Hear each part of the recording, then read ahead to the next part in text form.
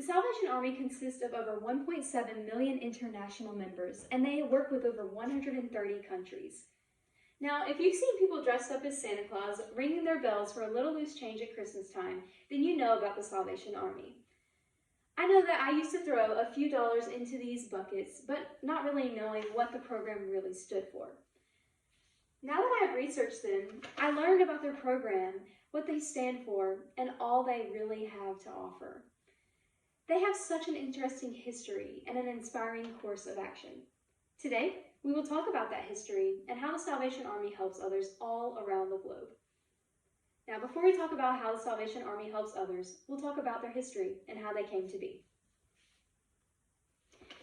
The Salvation Army started off as a solely religious organization. William Booth started this organization in 1865 after he met his wife Caroline in a chapel that they both attended. They decided that they were going to travel the British Isles trying to spread the gospel. They later decided to plant their ministry in London.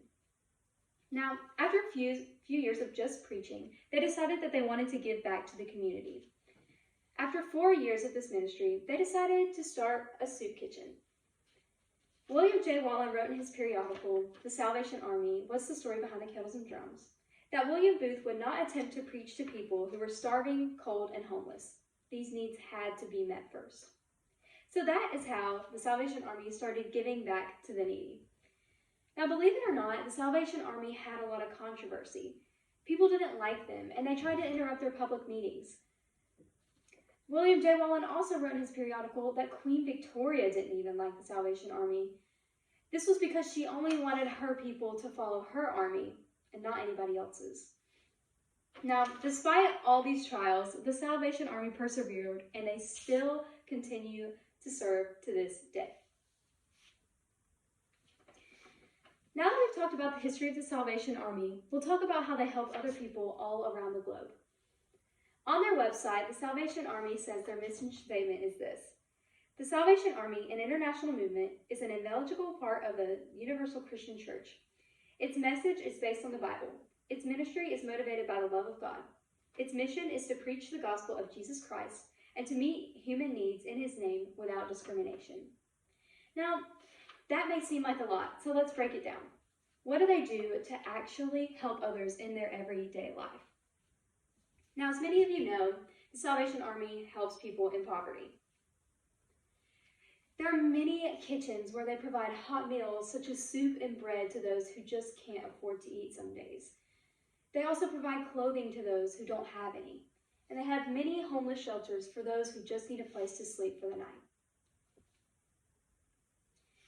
Now, something that you may not know about the Salvation Army, and something I didn't know until I researched them, is that they help people turn away from their harmful lifestyles. The Salvation Army has many rehab centers for those who've struggled with drug abuse. They also help people turn away from their lives of crime.